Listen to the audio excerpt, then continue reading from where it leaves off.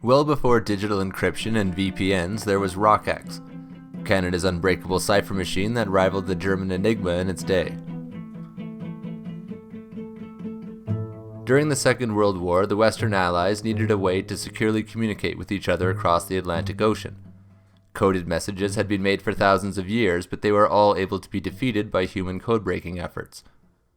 A major leap towards an unbreakable code occurred in 1923, when Germany developed the first version of their now famous Enigma machine. These machines were very advanced for their time, but they were still not up to the task. Although many believe its cipher was broken by the first digital computer Colossus, it was in fact broken using manual methods assisted by a Polish electromechanical device called the bomba. Colossus would be used to break the more advanced but less used Lorentz SZ40 cipher machine. By cracking their codes, the Western Allies were able to maintain a formidable strategic and technical advantage over the Germans, directly contributing to ending the war in their favor. Knowing how vulnerable their communications would be in case their codes were ever broken, Canada and the UK set about creating a truly unbreakable cipher machine. In 1940, Canadian electrical engineer Benjamin Pat DeForest Bailey was tasked with designing it. He managed to track down 2 unused telecrypton cipher machines from a Western Union Telegraph Company warehouse in New York.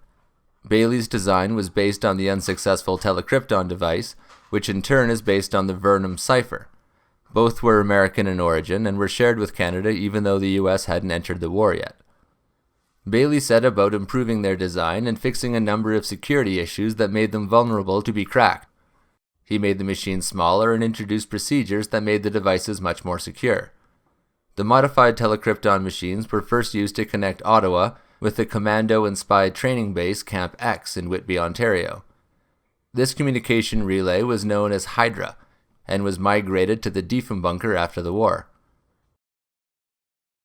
Bailey's next iteration was the Rockex Mark I, and it was introduced in 1943 to securely connect New York and Ottawa with London.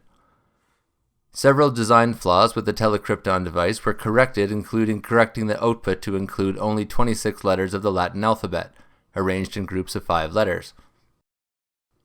Rockex was a valve-based one-time tape cipher machine. This means that each message is enciphered with a random key that is only used once.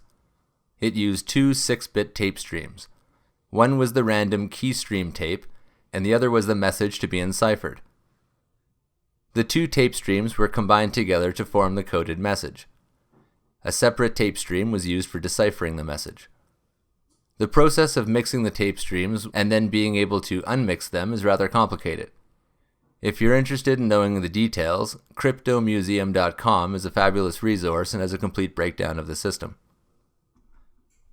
12 Rockex Mark I machines were built both in the US and the UK up to 1944. After that, it was succeeded by the upgraded Mark II, which was used up until the end of World War II. A third iteration was also made after the war, but all 3 versions had potential security weaknesses due to leaking emanations. These emanations, summarized as Tempest, are electronic signatures associated with the encrypted message, such as radio frequencies, sound, light emanations, etc., that could be used to decipher part of the message's content. This type of spying is known as a side-channel attack. To make Rockex even more secure, steps would have to be taken to eliminate the possibility of this type of attack. Around 1953, Rockex Mark IV became the first so-called Tempest-compliant version. It was used for top-secret communications between Canada and the UK.